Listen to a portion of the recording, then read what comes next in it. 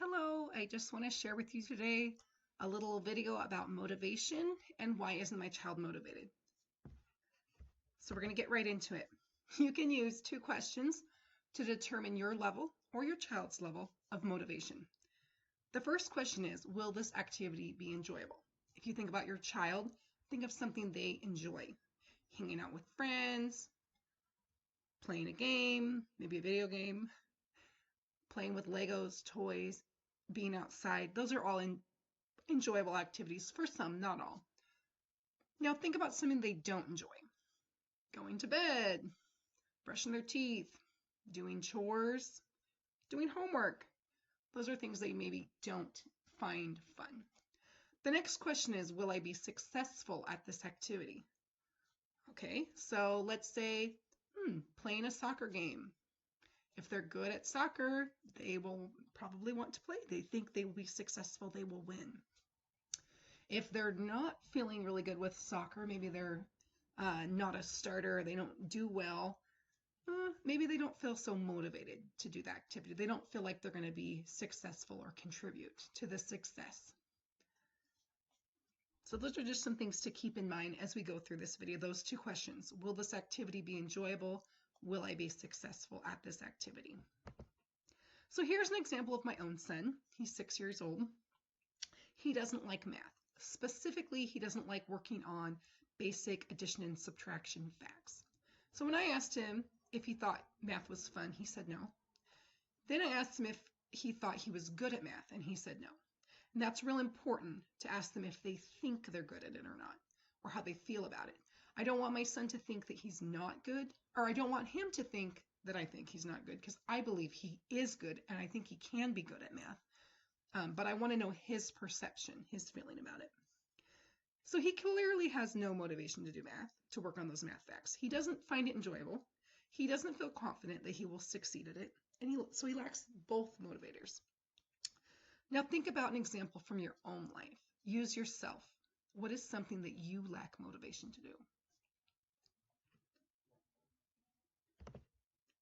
Here's something I am not motivated to do. Mopping the kitchen floor. I don't think it's fun. It takes a lot of time. It's physically exhausting. I spend a lot of time reminding the kids to just stay off the floor while it dries. Does that sound familiar to anyone? I am, however, good at mopping the floor. I do a nice job. It looks clean. For about 3 hours until my family has dinner and makes a mess of it again. So I clearly am not motivated to do this chore on a consistent basis. I do it because I'm an adult and I know the necessity of mopping the floor. Here's another personal example, swimming. I like to swim. I love to swim. I used to be pretty bad at it because I didn't have a chance to practice swimming consistently. Still, I've always enjoyed it. So as I stated, I was not good at this. I would never even think about challenging anybody to a swimming race. It would be way too embarrassing. But things changed when we bought an old house with an in-ground pool and I had the chance to practice daily. You see, I was motivated to get better because I enjoy swimming. And as I got better at swimming, I enjoyed it even more. I had one motivator, and as I improved my skill, I began to be motivated by both factors. So what does this mean for my child? Well, for me, I explain this to my son. Sharing a personal example is very powerful. Young children idolize their parents, and all children are watching us. They want to be like us. And that's very frustrating when maybe you're 6 years old. So we need to show our children that hard work can lead to success. For me, it meant finding a way to make math fun. My son, once he put in a week of hard work, it meant showing him the success he had made.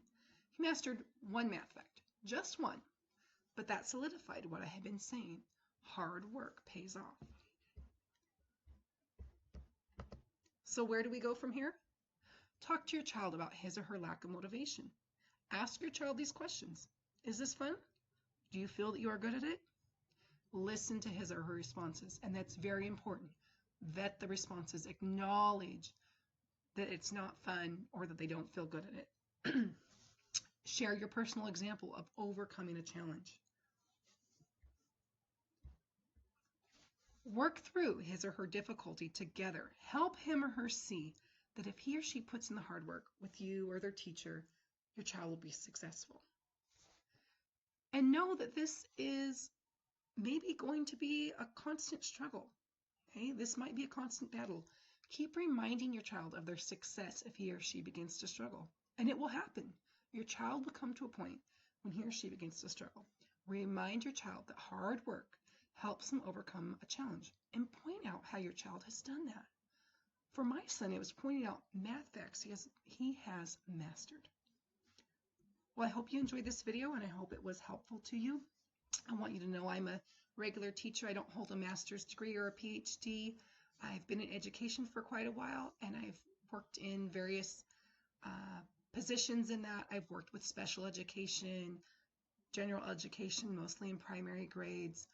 I've worked a lot in reading intervention, and I've worked with English language learners.